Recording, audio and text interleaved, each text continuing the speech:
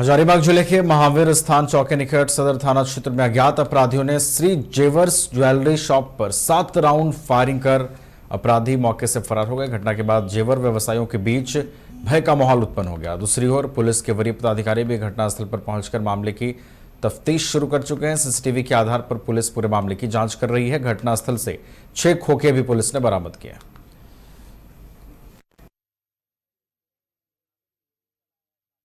Jewellers में गोली चली है। गोली रोड पर खड़ा होकर चलाया है, दुकान के अंदर घुसकर नहीं चलाया है। बाहर से गोली चलाने का मतलब है कि स्वर्णकारों को भयभीत किया जा रहा है और आगे सचेत किया जा रहा है कि हम जो डिमांड करेंगे उसे पूरा कीजिए, नहीं तो अंदर घुस के गोली मारेंगे। अनुमान तो यही लग रहा है। कितना डर का माहौल है? बहुत डर का माहौल है। हम लोग को अंदर तो अब दुकान खोलने से भयभीत हो रहे हैं कि दुकान खोलेंगे कहीं घुसे नहीं, गोली कांड नहीं हो। आए दिन हजारीबाग में गोली कांड हो रहा है, चोरी डकैती लगा हुआ है, लेकिन हजारीबाग का पुलिस प्रशासन इस पर एकदम आंख बंद किए हुए है। आज का जो मामला है उसमें पुलिस कितना दूर तक सफल होती है ये देखना है, और अगर नहीं पुलिस पकड़ सकती है तो हम लोग रोड पर आके आंदोलन करने के लिए तैयार हैं। जंगल राज वापस आ रहा है? जंगल राज वापस आ रहा है कि नहीं आ रहा है ये तो वक्त बताएगा, लेकिन आज का जो माहौल है ये हमको लगता है कि पूर्ण रूप से निष्क्रिय है पुलिस का, और हम लोग को कोई सुरक्षा नहीं मिल रहा है। अभी पता चला है कि श्री जेवर के सामने यहाँ 2 लड़के एक बाइक पे आए थे और इन्होंने शीशा के दुकान की तरफ दिशा में 7 राउंड फायर किया है। घटना क्या चली सर? अभी उसके हम लोग तहकीकात कर रहे हैं। अभी जस्ट पता चला है, टीम हमने लगा दिया है। सीसीटीवी फुटेज का अवलोकन। डुमरी विधायक जयराम महतो आज हजारीबाग पहुंचे, जहां वह हजारीबाग के बड़कागांव प्रखंड में 3 कार्यक्रमों में शामिल होंगे। इस दौरान जयराम महतो ने मीडिया से बात करते हुए स्वास्थ्य सेवाओं को लेकर मंत्री इरफान अंसारी पर जोरदार हमला बोला है। जयराम महतो ने कहा, मंत्री झारखंड भ्रमण पर है, पर स्वास्थ्य सेवाओं में कोई बदलाव देखने को नहीं मिल रहा है।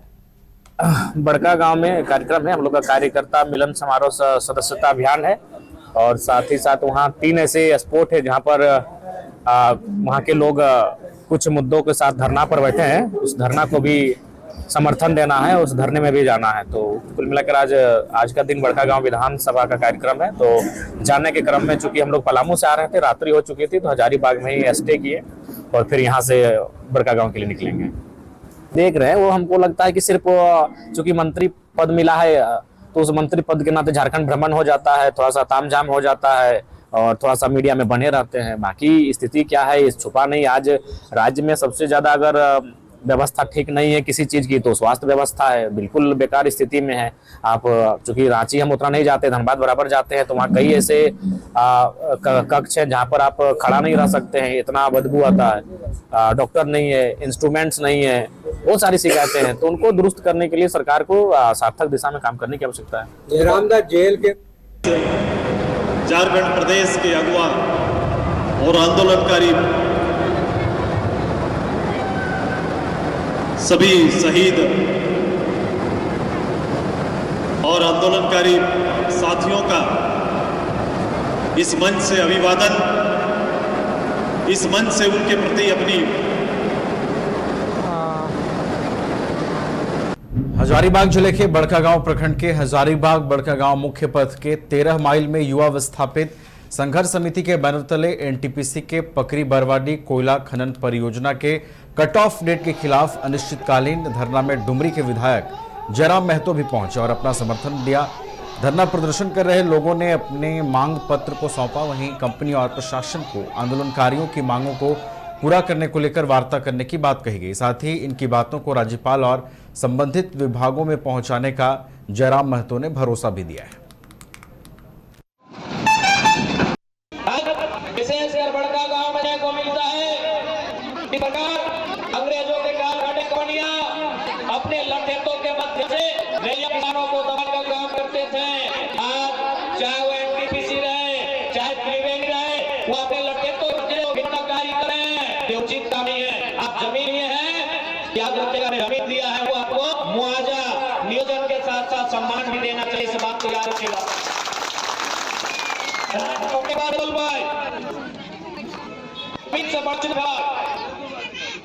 कंपनी वाले आप याद रखिएगा,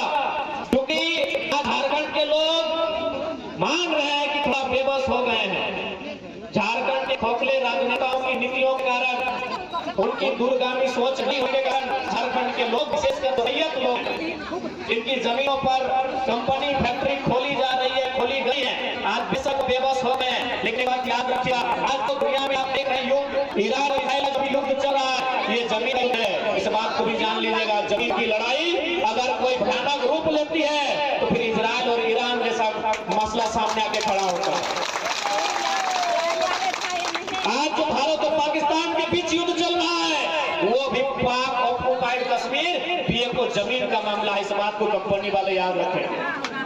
आज जो भारत और चाइना के बीच युद्ध की संभावना है, आज भारत और चाइना के बीच भी एक युद्ध की संभावना है, वह युद्ध भी अरुणाचल प्रदेश की जमीन डोकलाम का मामला है, इस बात को याद रखें। विशेषकर बड़का गांव में निरसा के चिरकुंडा थाना के वृंदावन सोसाइटी में लगभग 45 लाख रुपए की चोरी हुई है। भुक्तभोगी के रिश्तेदार ने बताया है कि घर के मालिक पिछले 25 दिनों से बीमार होने के कारण घर पर नहीं थे और आज जब घर की सफाई करने आए तो देखा कि घर की खिड़की टूटी हुई थी और सामान बिखरा पड़ा था। फिलहाल मौके पर पुलिस पहुंच गई है और पूरे मामले की पड़ताल की जा रही है।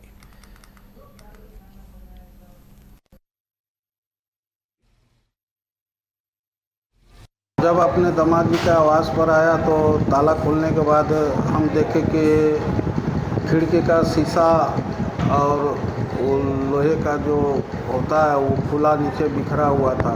जब फिर सीढ़ी द्वारा हम ऊपर गए तो ऊपर जाने के बाद देख रहे हैं कि सारा अलमारी तोड़ा हुआ है और सारा सामान बिखरा हुआ है, ठीक ना। तो उसमें करीब 20 लाख कैश नगद गया है और 150 ग्राम सोने की ज्वेलरी माने गहना गया हुआ है और 2 हीरे का अंगूठी है और प्लस 2 घड़ी है।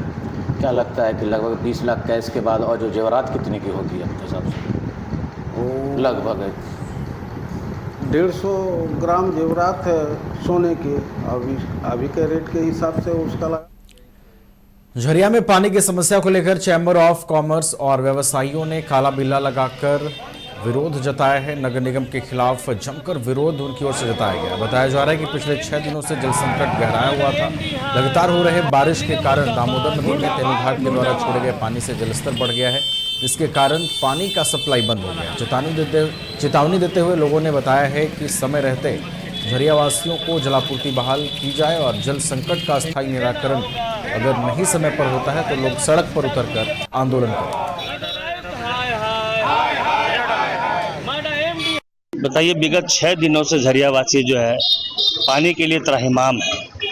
पानी एक ऐसी चीज़ है जिसको इंसान को सुबह उठते ही या रात को सोते वक्त हर वक्त पानी की ज़रूरत होती है। ऐसे इसेंशियल सर्विस पर अगर हमारा जिला प्रशासन का यह रवैया रहेगा तो निश्चित रूप से लोगों में आक्रोश होगा। यही आक्रोश का परिणाम है कि आज झरिया के आम व्यापारी बंधु जो है एक काला बिल्ला लगाकर यह आक्रोश व्यक्त कर रहे हैं। सबसे बड़ी बात यह है कि साथियों कि हम समझते हैं कि 2 दशकों से लगभग झरियावासी हर बार जो है हर साल, ऐसा नहीं है कि साइक्लोन फिर इस वर्ष ही आया है, हर वर्ष साइक्लोन आता है, हर वर्ष बाढ़ आता है। तो आप ऐसे परिस्थिति के लिए जिला प्रशासन क्या करती है, उसका एक अस्थायी समाधान क्यों नहीं निकालती है? आज हमारा तकनीक, हमारा टेक्नोलॉजी इतना हायर है, हम चांद तक पहुंच पाते हैं, चांद तक हम पहुंच जाते हैं। तो ऐसे चीज पर, ऐसे गंभीर सवाल पर हमारा जिला प्रशासन क्या कार्य कर रही है? ये झरिया में पानी का बहुत बड़ी समस्या है और झरिया के जितने भी संस्थाएं हैं, व्यापारीगण है, समाज सेवीगण है, सभी हम लोग एक मंच पर आकर के ये पानी का विरोध प्रदर्शन कर रहे हैं। सबसे बड़ी दुख की बात तो ये है कि जब भी पानी की किल्लत होती है तो फोन पर सूचना मिलता है कि मोटर डूब गया और हम चला नहीं पा रहे, इसी की वजह से पानी नहीं जा रहा है। आज 6ठा दिन है, 6 दिन से पानी की समस्या है और पानी ऐसा चीज है कि जिसके बिना कोई भी काम आप घर में नहीं कर सकते। पानी एकदम। चलिए खबरों में बढ़ेंगे आगे। अगली खबर हजारीबाग जिले से मिल रही है। हजारीबाग शेख भिखारी मेडिकल कॉलेज अस्पताल के ठीक सामने रुई और गद्दे के प्रतिष्ठान में भीषण आग लग गई, जिसमें लगभग 40 लाख रुपए से अधिक के नुकसान का अनुमान जताया जा रहा है। घटना की सूचना मिलने के बाद 2 दमकल की गाड़ियां और पुलिस विभाग के वाटर कैनन की गाड़ी भी मौके पर पहुंची और घंटों की मशक्कत के बाद जो है आग पर काबू पाया गया। आग लगने के बाद आसपास के दुकानों में भी सुरक्षा के मद्देनजर दुकानों को खाली कर दिया गया। पुलिस विभाग भीड़ को तीतर बीतर करने के लिए वाटर कैनन का उपयोग करती रही, जिसके बाद आग पर काबू पाया गया। आग पर काबू पाने के लिए प्रशासन को आम जनता से भी जो है वो सहयोग लेनी पड़ी और घंटों के मशक्कत के बाद आग पर काबू पाया गया।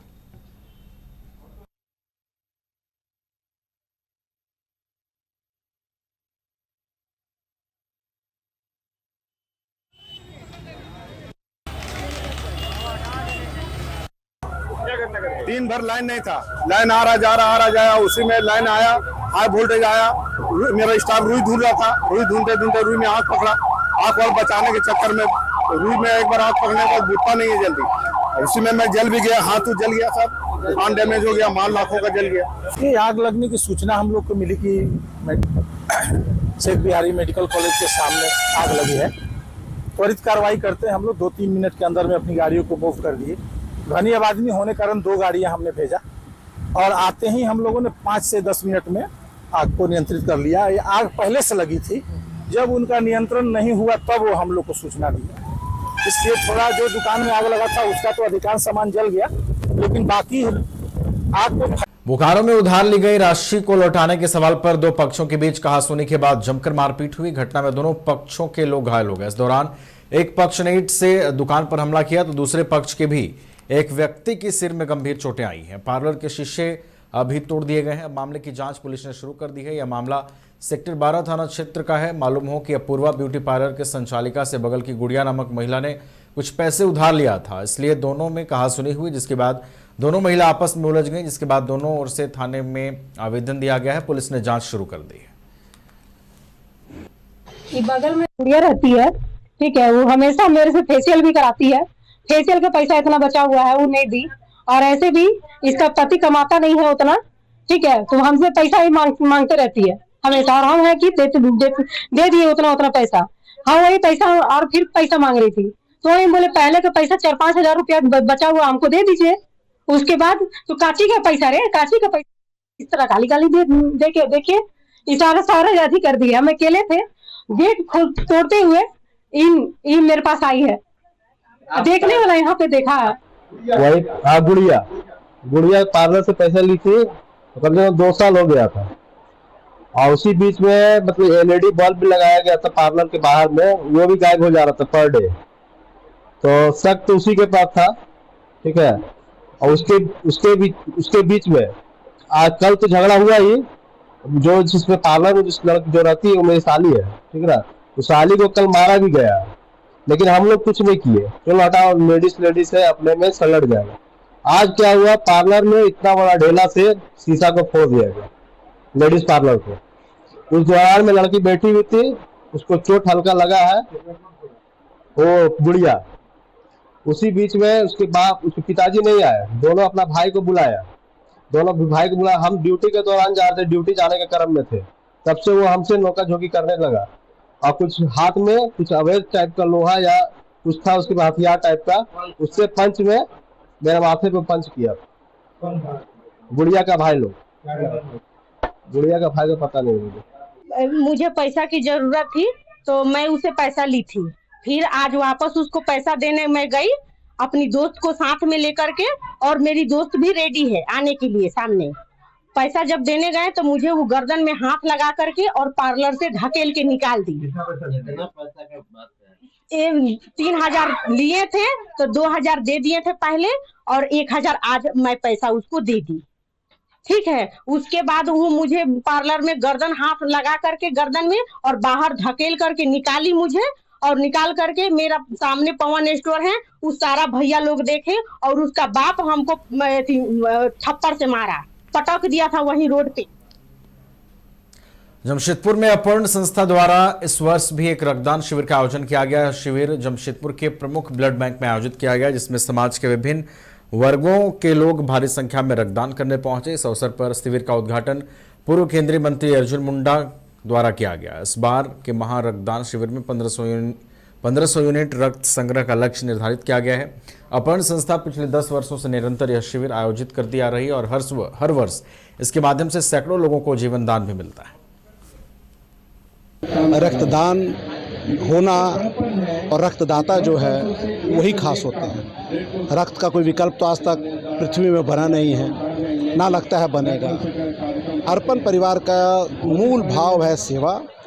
24 घंटा 365 दिन, कभी किसी को भगवान ना करे रक्त की आवश्यकता पड़े तो 24 घंटा 365 दिन शहरवासियों को रक्त हम उपलब्ध करा पाएँ, उसके लिए शहरवासियों का प्रेम, उनका आशीर्वाद प्राप्त होता है, क्योंकि उनको मालूम है कि कभी भी दरकार पड़ेगी तो अर्पण परिवार को टच कर सकते हैं, उनको मिल सकता है। कि रक्तदान एक बहुत बड़ी महादान है, क्योंकि जब आप कहते हैं कि हम किसी के दिल पर राज करेंगे, किसी के दिमाग पर राज करेंगे, जाति धर्म संप्रदाय से ऊपर उठ करके मानवता के आधार पर हम सामाजिक रिलेशन बनाएंगे तो रक्तदान करें।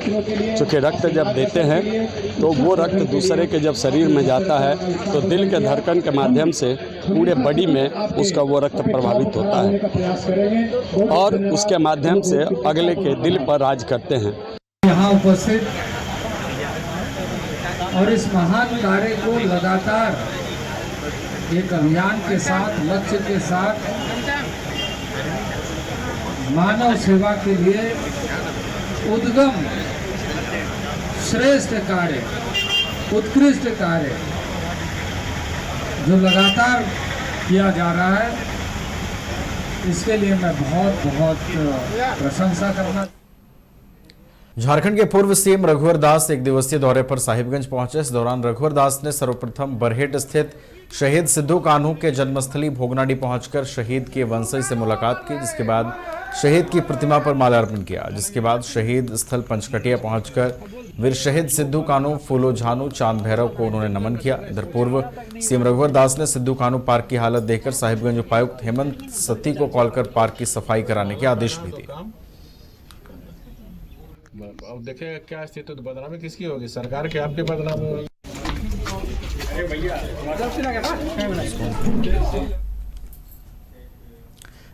गिरिडीह के गांवा प्रखंड कार्यालय के सभागार में रविवार को मेगा विधिक सेवा प्राधिकार शिविर का आयोजन किया गया। कार्यक्रम में मुख्य रूप से गिरिडीह के न्यायाधीश अक्षय कुमार उपस्थित थे। कार्यक्रम स्थल पर स्वास्थ्य, शिक्षा, वन और पर्यावरण, बिजली आपूर्ति, आंगनबाड़ी, JSLPS आदि द्वारा स्टॉल लगाया गया था, जहां लोग विभिन्न प्रकार के लाभ लेते भी नजर आए। मौके पर स्कूली बच्चों के बीच साइकिल, दिव्यांगों को try cycle, MNREGA job card, pension आदि की स्वीकृति देकर उनका वितरण किया गया। मौके पर विचार व्यक्त करते हुए न्यायाधीश अक्षय कुमार ने कहा कि जिला विधिक सेवा प्राधिकार लोगों को हर संभव कानूनी सहायता देने के लिए तैयार रहती है।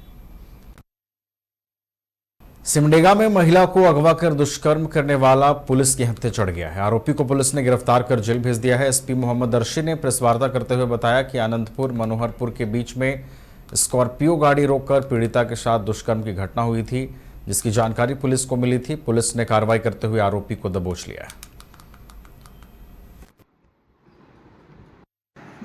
दिनांक 20/6 को लितारे बाने जो कि 23 वर्षीय महिला हैं और ये हाल मोकामा खास थाना बसिया और गुमला जिला बसिया थाना बसिया जिला गुमला की निवासी हैं। ये टाटा से बानो आ रही थी और उन्होंने सूचना दी 20 तारीख को ये कि दरअसल 15 तारीख को जब ये टाटी से बानो आ रही थी तो उस क्रम में रात को लगभग 9 बजे प्रमोद डांग जो कि पोगलोया रोडी टोली थाना कोलीबिरा जिला सिमडेगा के निवासी हैं, उन्होंने अपनी स्कॉर्पियो वाहन में इसको ज़बरदस्ती बिठा लिया और उसको बिठा के अपने घर ले गए ज़बरदस्ती। और 16 तारीख को फिर उसको जमशेदपुर ले गए और 17 तारीख को आनंदपुर और मनोहरपुर के बीच में स्कॉर्पियो गाड़ी रोक के उसके साथ ज़बरदस्ती संबंध बनाया और फिर पीड़िता को लेके नौ मंडी चले गए, जहाँ पे फिर नौ मंडी में पुलिस द्वारा उसको कैद किया गया और पीड़िता को उसके घर वालों के हवाले कर दिया गया। तो उक्त बयान पे महिला के 20 जून को संगत धाराओं में कांड दर्ज किया गया है और अपराधी प्रमोद डांग को गिरफ्तार करके उसको जेल भेज दिया गया है और इस पूरी घटना में प्रयुक्त सुमो वाहन को भी बरामद कर लिया गया है। पलामू के छतरपुर में पुलिस ने प्रतिबंधित नक्सली संगठन TSPC के एक सक्रिय सदस्य को गिरफ्तार किया है। आरोपी की पहचान शंभू सिंह के रूप में हुई है। वह पलवा टोला मुरचवा का रहने वाला है। SDPO अवध कुमार यादव ने बताया कि आरोपी लेवी वसूलने छतरपुर आया था। पुलिस ने गुप्त सूचना के आधार पर उसे पकड़ा। उसके पास से 2 मोबाइल फोन बरामद किए गए हैं। शंभू पिछले साल विधानसभा चुनाव के दौरान पुलिस से हुई मुठभेड़ में भी शामिल था। 24 अक्टूबर 2024 को पुलिस अधीक्षक पलामू रिश्मा रमेशन को सूचना मिली थी कि टीएसपीसी के जनरल कमांडर शशिकांत गंझू अपने दस्ते के साथ तुरीदाग के जंगली पहाड़ी क्षेत्र में मौजूद है। पुलिस की छापेमारी के दौरान मुठभेड़ हुई थी। उस वक्त नक्सली घने जंगल का फायदा उठाकर भाग निकले थे। बीते अक्टूबर 10 तारीख को तुरीदाग जंगल में टीपीसी के सब जोनल कमांडर शशिकांत के दस्ता के सदस्यों को होने की सूचना मिली थी। ये लोग यहाँ जुटे हैं, कोई घटना करेंगे। इस सूचना पर छतरपुर पुलिस और आसपास की पुलिस की टीम बनाकर सत्यापन में भेजा गया था, जहाँ तुरीदाग जंगल में उक्त दस्ता के साथ पुलिस की मुठभेड़ हुई थी। इसमें मुठभेड़ के बाद वहाँ पर काफ़ी मात्रा में सामग्री बरामद किया गया था। उस मुठभेड़ में शामिल ग्राम पलवा के जो छतरपुर के है शंभू सिंह, वो कल लेवी लेने के लिए इधर आया हुआ था बीते कल। इस सूचना पर छतरपुर थाना प्रभारी और उसके सहयोगियों द्वारा उसे गिरफ्तार किया गया है। इसके अलावा वो कई कांडों में वो शामिल रहा है और उसने बताया कि कई लोगों से हम रामगढ़ में श्वेता कुमारी के भाई के मौत मामले में श्वेता कुमारी ने प्रेस कॉन्फ्रेंस कर जिला प्रशासन से निष्पक्ष जांच की मांग की है। श्वेता कुमारी ने अपने मृतक भाई के केस से जुड़ी हुई कई जानकारियां भी साझा की हैं। श्वेता कुमारी ने कहा कि अपने भाई के इंसाफ के लिए वो दर दर भटक रही हैं। ऐसे में किसी की गलती का आरोप उनके सर पर थोपा जा रहा है। श्वेता सिंह ने उत्तरी छोटा नागपुर आईजी और रामगढ़ एसपी से मांग की है कि पूरे मामले की वस्तु स्थिति से अवगत होकर मामले की निष्पक्ष जांच की जानी चाहिए। उन्होंने भरोसा जताया है कि इस मामले में उन्हें न्याय मिलेगा। कई बार एसपी ऑफिस गई, कई बार मैंने भी लेटर डाला है, ठीक है, और मैं थाना भी कि मेरा मतलब चार्जशीट हो जाए। तो चार्जशीट में चूँकि टाइम लग रहा था, क्योंकि सब कुछ कोर्ट के द्वारा हो रहा था, क्योंकि वॉइस सैम्पलिंग लेना था, उसका फ़ोन का भी जांच करवाना था, तो चीज़ों में टाइम लग रहा था। फिर बीच में गर्मी छुट्टी भी आ गया। अचानक से 2 दिन पहले लड़की ने सुसाइड कर लिया और उसने जो भी है लेटर में लिखा कि वो बहुत प्रताड़ित हो रही थी और जो भी रीज़न उसने डाला। फिर अब मुझे पता चलता है कि केस का जो है वो मुद्दा ही चेंज हो गया है। अब केस मुझ पर हो गया है और मेरा एक स्वतंत्र विटनेस है जिसका नाम है सोनू राहुल शाह, जो विटनेस है इस केस का, उसके ऊपर ये केस जो है हो गया है, ठीक है। तो मेरा ये प्रेस कॉन्फ्रेंस बुलाने का मतलब ये है कि 6 महीना से जब मैं अकेले, चूँकि मेरी मदर नहीं थी, मेरा भाई था अकेले, और अकेले में इस लड़ाई में 6 महीना से मैं दौड़ रही थी। और ऐसा भी नहीं है कि मैंने प्रशासन को सपोर्ट नहीं किया, और प्रशासन ने भी किया, प्रशासन भी अपना काम कर रही थी, मैंने कोई हस्तक्षेप भी नहीं किया प्रशासन में। मुझे लगा कोई बात नहीं, अब मेरा भाई तो वापस आएगा नहीं, ठीक है, और केस लंबा चलेगा, ठीक है। ऑब्वियसली लोअर कोर्ट जाएगा, लोअर से हाई जाएगा, हाई से सुप्रीम, यही होता है जो हमारा इंडिया का लॉ है। तो मुझे था कि ठीक है, अगर चार्जशीट में टाइम लग रहा है तो लग जाए, कोई बात नहीं, और जब चार्जशीट मेरा हो जाएगा तो फिर हम कोर्ट में अपना जो केस है उसको करेंगे। तब तक ये हादसा हो जाता है, ठीक है।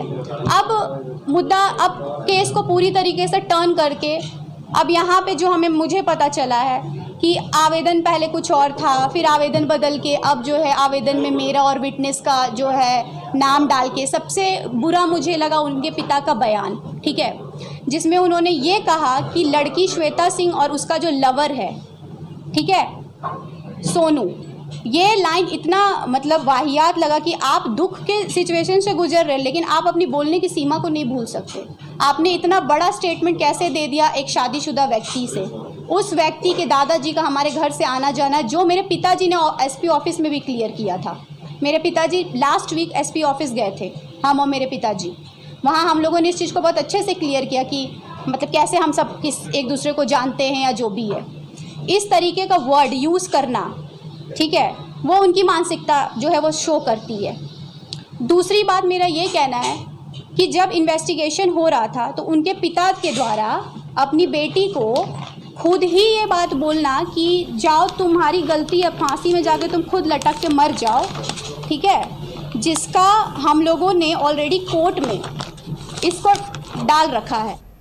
बोकारो पुलिस और उत्पाद विभाग की संयुक्त कार्रवाई में 888 ब्रांड के 900 कार्टून अवैध विदेशी शराब बरामद किए गए हैं। साथ ही ट्रक चालक को भी पुलिस ने दबोचा है, जबकि तस्कर भागने में सफल रहा। फिलहाल पुलिस गिरफ्तार चालक से पूछताछ कर रही है। चालक के सहारे तस्कर तक पहुंचने की कोशिश में पुलिस जुटी है। आपको बता दें कि शराब की बड़ी खेप पंजाब से पश्चिम बंगाल ले जाई जा रही थी। खड़ा हो जा, खड़ा हो ना, बैठले का यार तुम रोड किनारे था, हम लोग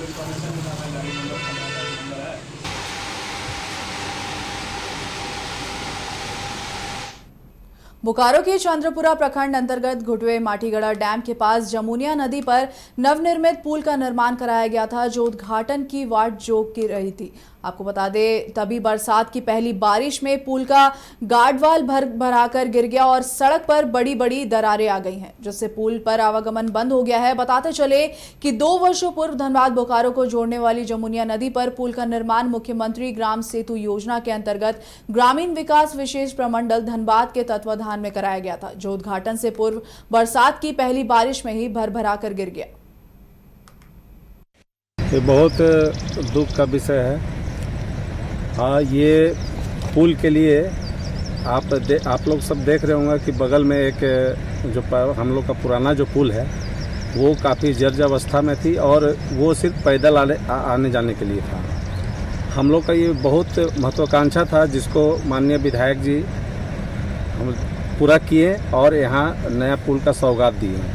लेकिन दुर्भाग्य है कि उद्घाटन होने से पहले ही ये अफसर लोगों का पता जो बोल लीजिए, अफसर लोग का जो प्रचार का भेंट चढ़ गया।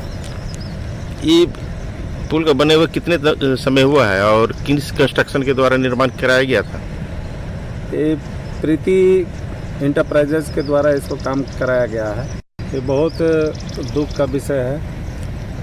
हाँ, ये पुल के लिए आप लोग सब देख रहे होंगे कि बगल में एक जो हम लोग का पुराना जो पुल है वो काफ़ी जर्जर अवस्था में थी और वो सिर्फ पैदल आने जाने के लिए था। हम लोग का ये बहुत महत्व